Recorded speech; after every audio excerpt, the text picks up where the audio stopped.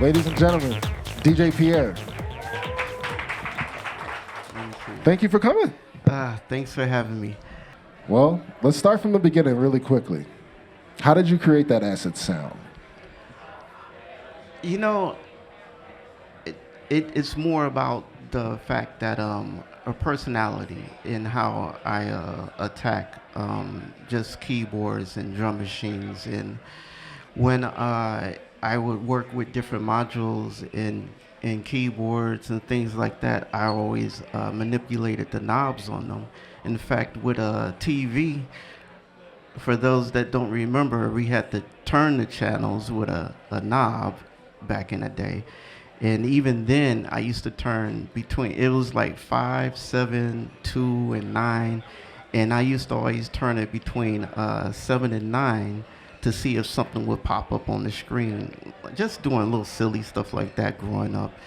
And so when it came to doing music, I approach all the keyboards the same way, always messing with them, not wanting to read the directions, just wanting to just see what I can make it do, just out of curiosity, see what I could stumble upon or whatever. So I had did the exact same thing in terms of twisting knobs on other modules before the 303, but it just never did anything for me. But once I had got the bass line of 303 and I did it, I thought it sounded really interesting. And so that's kind of how I ended up twisting the knobs. So it wasn't like I was inspired to twist the knobs because of the 303, but but I just, when I did what I normally do, it just popped. And it was like, wow, this sounds mad different and stuff. And it just ruined what we got it for. I mean, we got it to make bass lines, and once I was twisting the knobs, it was like, oh, this sounds really interesting. And then I started programming it for it to benefit the twisting of the knobs instead of creating a bass line sound. For sure. I've heard you say that before you even got your hands on a 303, you and Spanky were trying, of Phuture, by the way, you were trying out lots of stuff before you even got the 303. Do you remember what you guys were trying that wasn't really working before you even got your hands on that 303? Well, yeah, we couldn't find we really were looking for the perfect bass synth. We needed to sound something like a cross between Fingers Inc. and some kind of like chippy type of sound, And once we were using other keyboards, and I mean, we couldn't afford the Roland stuff at the time, so it was Casio and some other things, but it just sounded hollow. So I heard a track that my friend was playing. I went by his house and I said, this bass line sounds thick. I like how the bass line sounds. He said, oh, it's this little, silver box called a TB303. And I was like, okay, I'm gonna get one of those because I like how that bass sounds. So that's how when we got that. But remember, we also were always on the path of trying to sound different. So during that time, if you sounded like someone else, people would ridicule you. Oh, that sounds like a Fingers track. That sounds like this person. That sounds like Farley. It sounds like Marshall.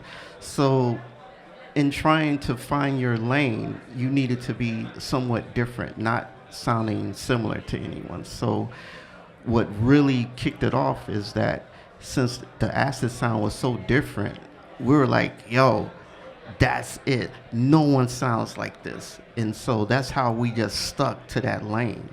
So it actually, the sign of the times made it much easier to hear something different and want to be different. Whereas I think today, you would not want to be so different. You're trying to fit in.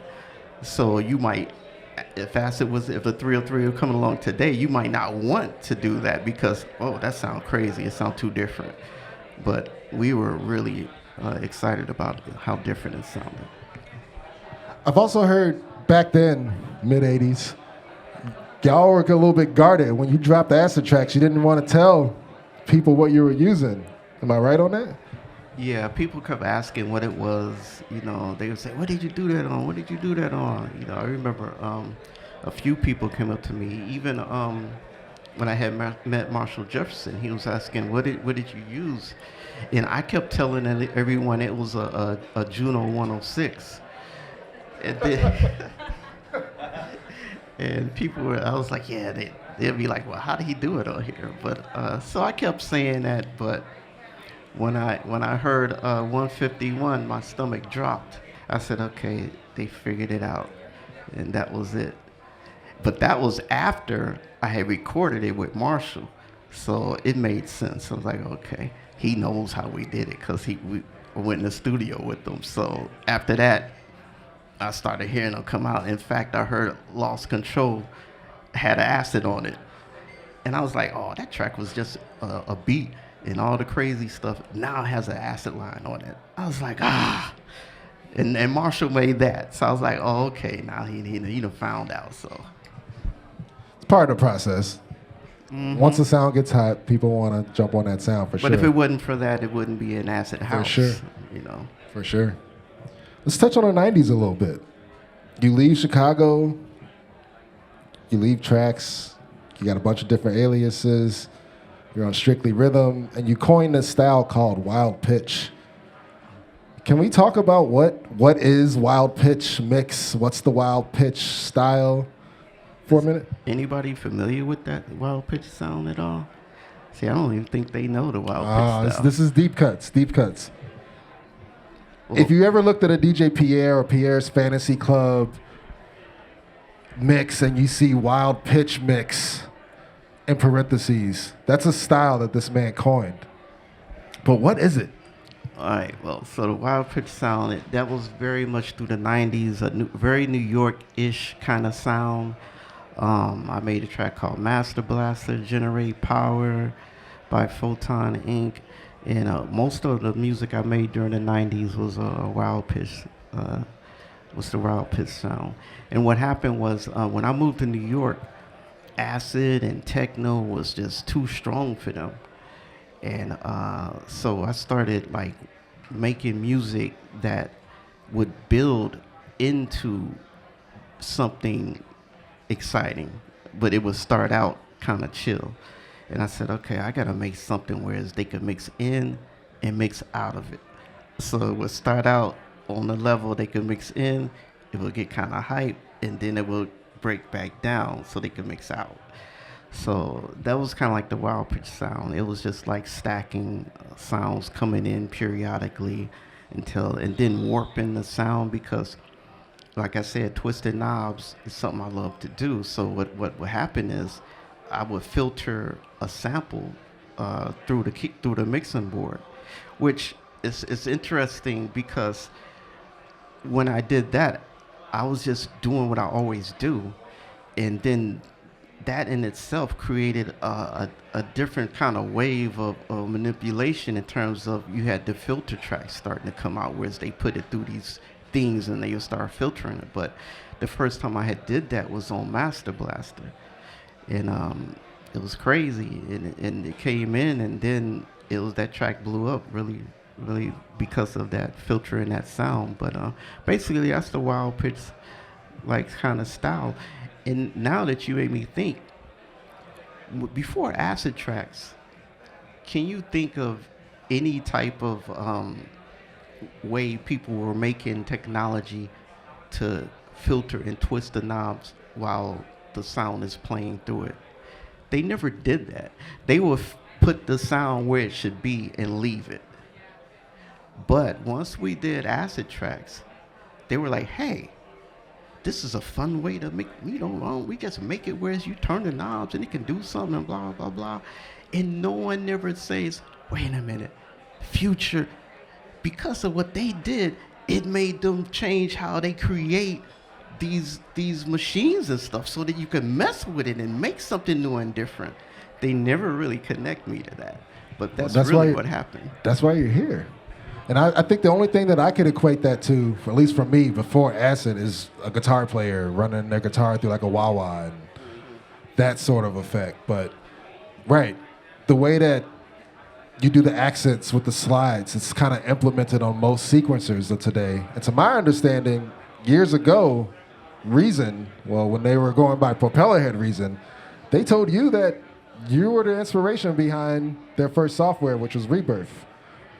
So, you know, you did leave a lasting effect, and that's exactly why you're here. So I want to give it up for just you in general and Twisting Those Knobs, because it influenced an entire generation of not just music makers, but software, hardware sequencers. So yeah.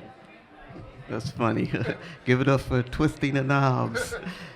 You know what I always tell people, just to be themselves, like when they create music, because I think if you just discover what it is you love to do, we're all unique in how we think, and if we can escape being in the box of trying to be someone else, then we can we'll figure out how to put our personality into whatever we make.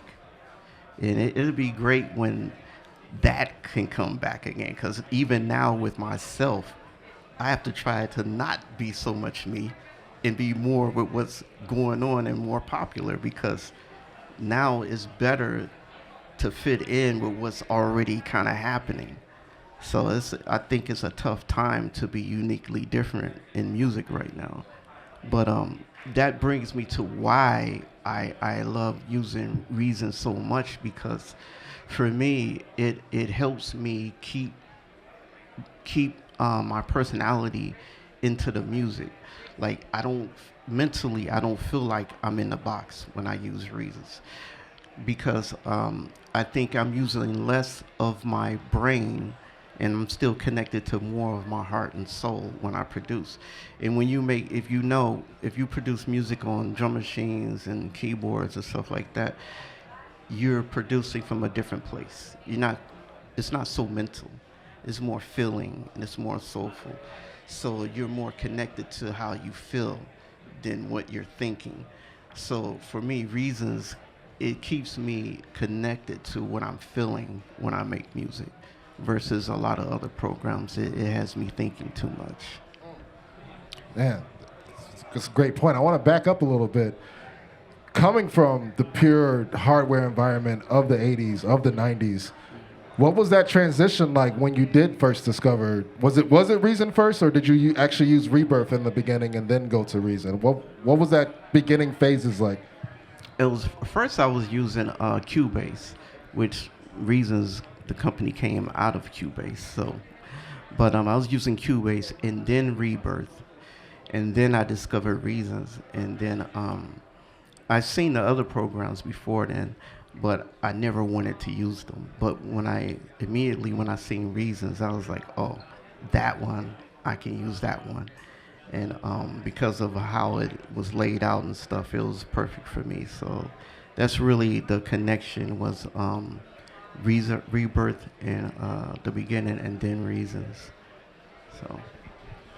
So even today, still actively using it. We're going to get into a session that you got pulled up in a little bit, right?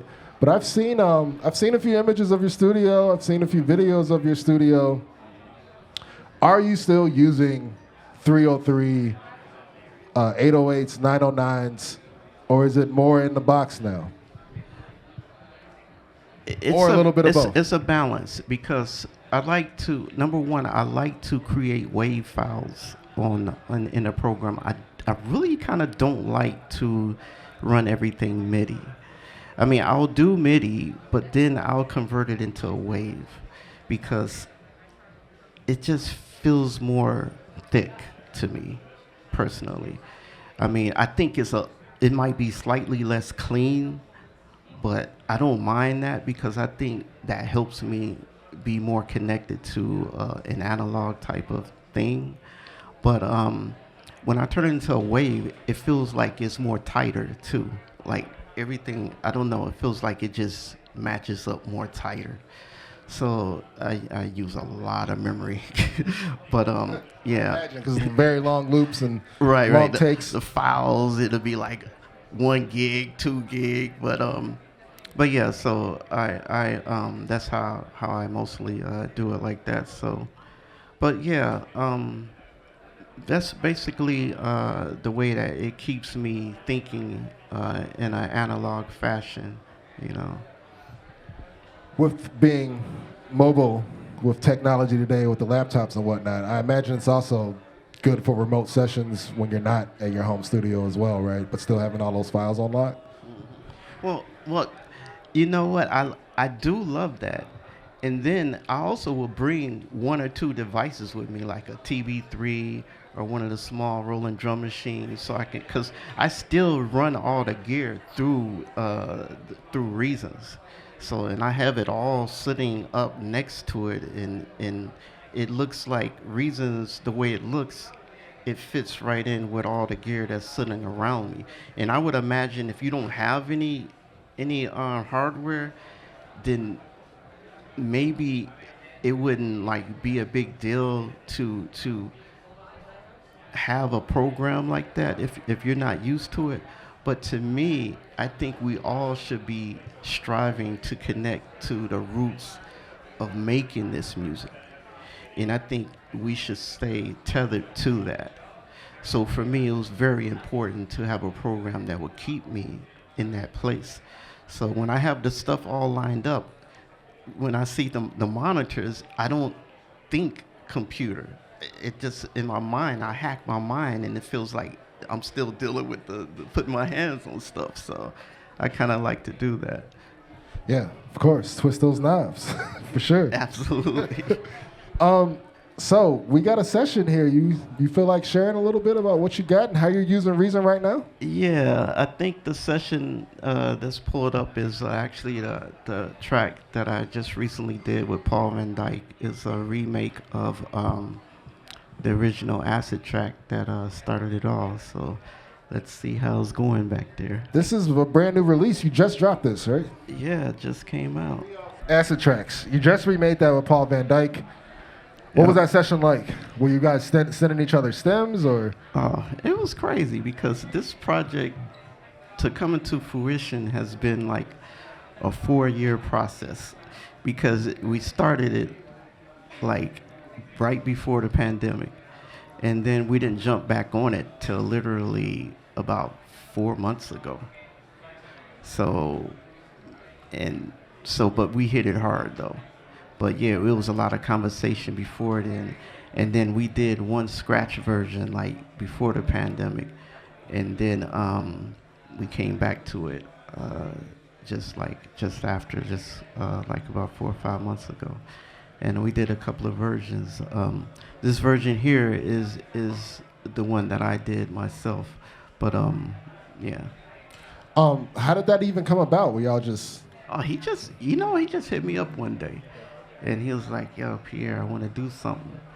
And then I think he really got excited when I came out with a bunch of different remixes of Acid Track about in 2019, I think it was. And so he was like, "Hey, this is the one I want to do." So that's kind of how that came about.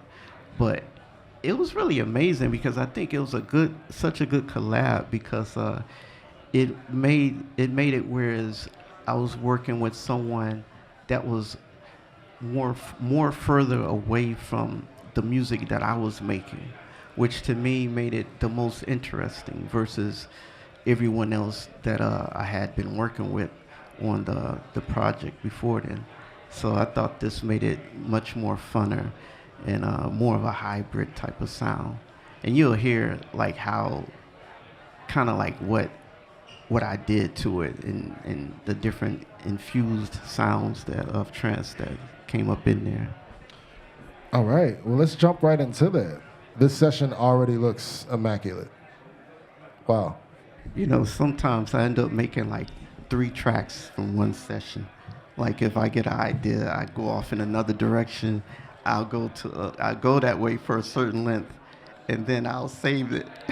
But I'll keep the files there, you know. So I won't even be using everything you see.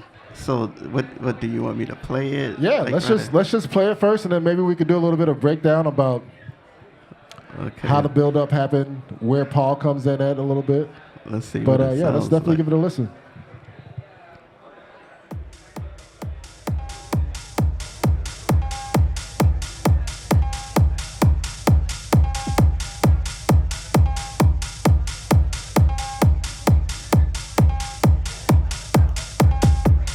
fully mixing in here as well, right? Huh? You're fully mixing. Kinda, yeah. Sorta? Yeah. Okay.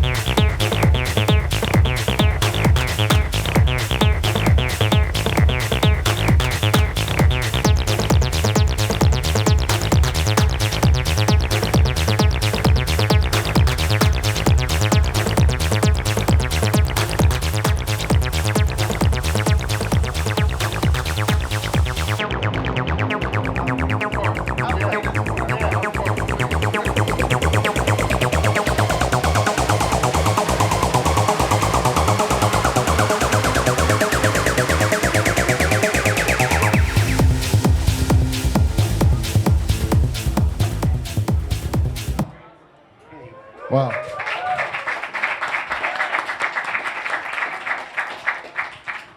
And this is out now everywhere, right? You can download this. It just came out last Friday, so it's out now. I want to do, you know me, I want to do a full breakdown, but we're going to run up against time, so I wanted to open up to you all. So we got any questions for Pierre? Yeah, first of all, thank you for the music. I just want to say that me as a young producer, I just watch you doing all these acid tracks. I'm South American, so you can know that in Colombia we also listen to your music. Oh, thank you. So I was like 20, 21, and I just got so super interested in the acid sound when I was just like starting my career. I have a question. It's like this boom of electronic music in the US, right? where it was disco and where it was house, and it was two growing strong scenes. How did you stick with the sound of acid? How you find out that that was your path with the sound? Of course, you talk about it that you start tweaking, and but how you didn't get lost in like, okay, maybe I can make some disco, or I can make some house, or I can explore here or here or here, you know? Well, you know, I since I came up on a lot of different sounds like disco and house and R&B, pop, rock, it was easy. It's easy for me to flow between different genres of dance music. In fact, I think that's why I liked the acid sound, because I kept thinking it sounds real gritty like acid rock or acid jazz. And people don't realize that I didn't know people connected. I never connected the term acid to a drug.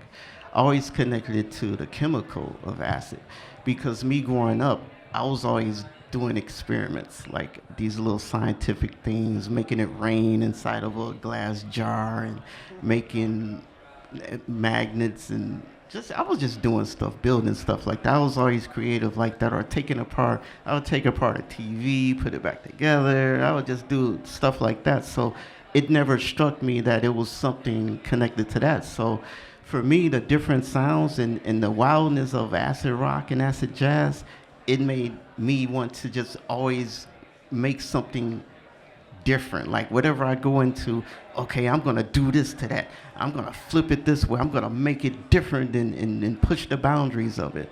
So that's why I even like the acid sound. But also going into the disco style, I love to be able to do whatever I feel. I think that we as producers and DJs, we should just make what's in our heart in the moment. We don't have to stay in any kind of lane, you know. So through the 90s, I probably didn't even make much acid house, you know. But when after 2000, I came back to it, you know, and I've been there kind of ever since. But I still do the other things as well. Thank you. Huge fan. Yo, huge You fan. know, I feel like Great artist. I've seen her somewhere. You know before. her. We Oh, okay. in Los Angeles, we played shows together there. Oh, okay. Have you, a question? I mean, just coming from your background of playing live as well, DJing now, have you thought about going back and starting to play live more often at all, or? Well, I do play live in terms of performing with Phuture, but you know, live for me is hard to do because I feel stuck. I feel stuck with only the music of, like with Phuture, for instance. I feel I'm stuck within the box of only playing Phuture tracks, which I guess that's what I should be stuck in, that box if I'm performing as Phuture. But I found myself as a performer, I don't like to just have to do one thing. I just can't stand it. So if I'm performing for over an hour, it's hard, you know, because it's like in my mind, I'm thinking it'll be perfect to do this right now or that, but I can't do it because I'm doing this live thing and I have to play only these songs that are here. So, I mean, I'm getting used to it because I do think it's something interesting to do, but what I really started doing with Phuture is started being still Phuture, but also infusing some other popular acid tracks. Like I might just a Phuture version of it. And then that helps me be able to get through doing like a live thing, because then I feel like I'm playing somebody else's song, but it's still a Phuture twist on it. And for clarification, you just played a live set. Yeah, You're so humble. Yeah, at the Arc Music Festival in Chicago, yeah. Do you mix in Reasons, or you mix external, the actual mix? No, I did it all in Reasons. I do it. I don't use any other program besides Reasons. Okay. At all. Like I mean, effects.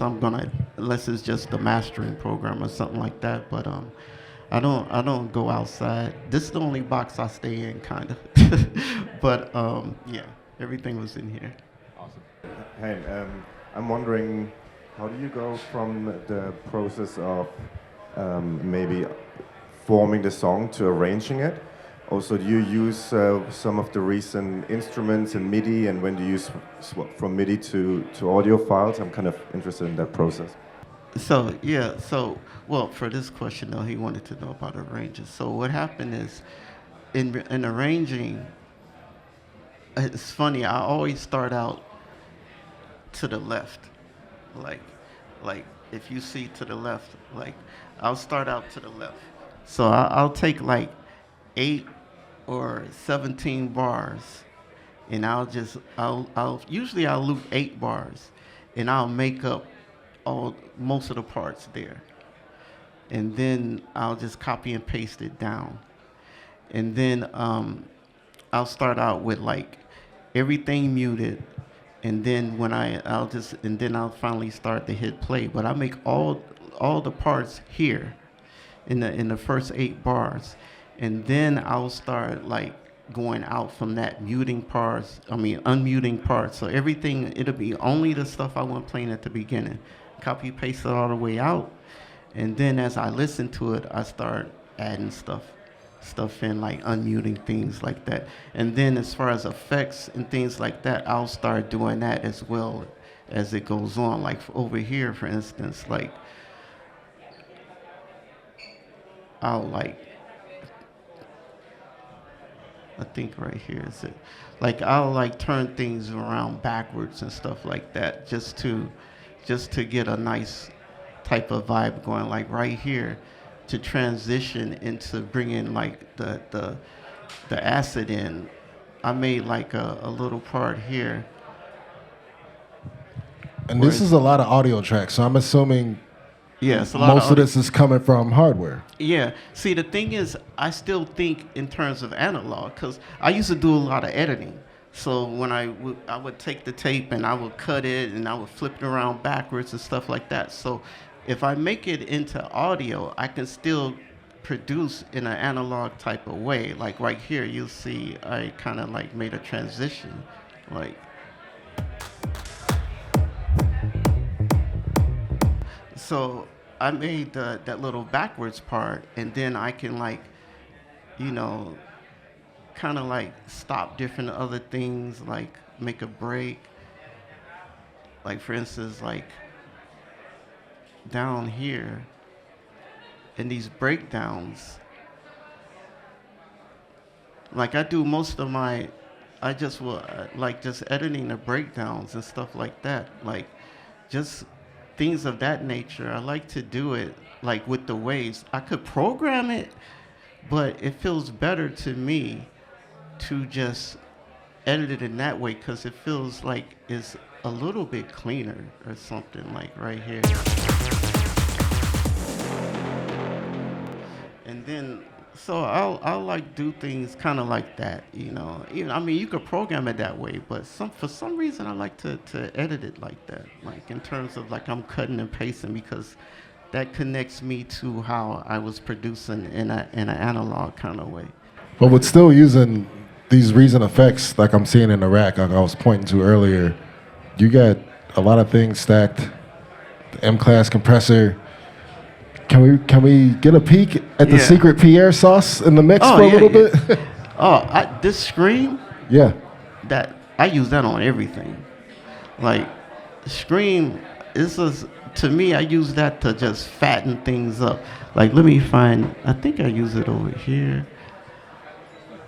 Oh yeah, okay. So these 2 parts right here,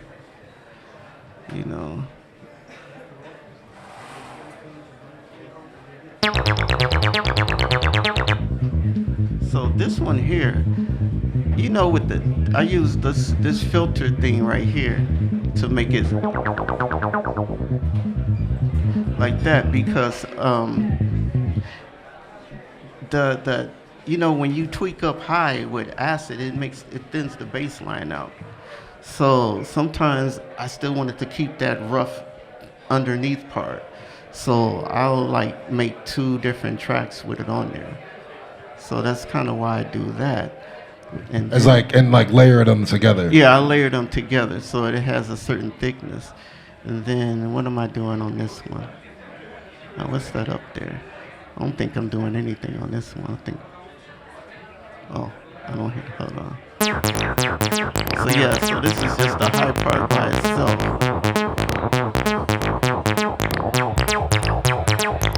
So when you put it together, It just sounds complete. yeah. Without losing that acid drip. And then I'm trying to find where I use the scream at. That's a valuable tip because I've myself done my fair share of acid lines, and sometimes I'm losing that low end. It's like you still kind of want that, especially in the club. Yeah, yeah. This is probably another acid line. Oh, okay.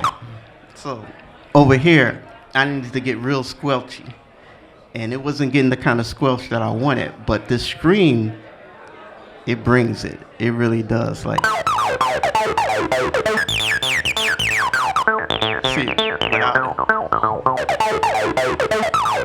I know we don't have studio monitors, but it's a pretty glaring difference. I'm sure y'all could hear, right?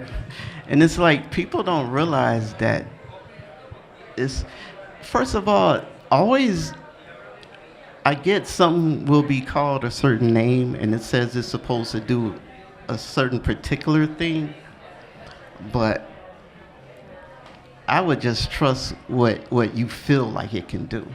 So I run stuff through there that maybe it shouldn't even be used for, but I'll run it through there and use it for that. Like a quick story, I was in a studio, this is back in the 80s, and I was trying to get this one sound, and the engineer kept telling me, well, yeah, if you put it through there, that's not what it's gonna do. It's meant to do this or do that. And I kept saying I didn't have the technical expertise to explain why I thought it could do it. But I just, I knew that. I said, I just feel like it can do that. It's like, nah, that won't do it. So he's trying to tell me it won't do it. And what happens is, don't allow other people to tell you what will work or what won't work. This is music. It's about what you feel and what you want to try to accomplish, and it's about your taste and everything like that. It's about your personality. So when he left the room, I wired it that way anyway. And when he came back in, he's like, oh, how'd you do that? I was like, I ran it through that thing that you said wouldn't do it, but I ran it through it anyway, you know. So sometimes just do it. I mean, if it doesn't work, it doesn't work, but at least you're sticking to what you're thinking, what your mind is telling you. You know, you got to trust your gut. I mean, as the story says, and even before that, you've been doing that since the beginning because you used the 303 in a way that it was not supposed to be used. Yeah. You know? Yeah. So, yeah, for sure. One more question, and then we gotta cut, but yes. Are you using a lot of compression from the kick on the 303? Like a side chain sort of thing? Side chain, yeah? Or are you don't? Actually, no. Like the 303, all it has on it is like just the one that has the scream on it, and then the other one that has this filter on it. So I think I'm using a saturation thing as well. Yeah, right here. This here, yeah, this is pretty dope too. So this brings a lot of tube type of thickness to the bass lines and stuff like that. So I definitely like to do that. Sometimes I will use the compressor so that when it tweaks really hard or something, it'll hold it in check. So definitely, you're right. I'll do that. Yeah. Everybody, thank you, and thank DJ Pierre. Thanks.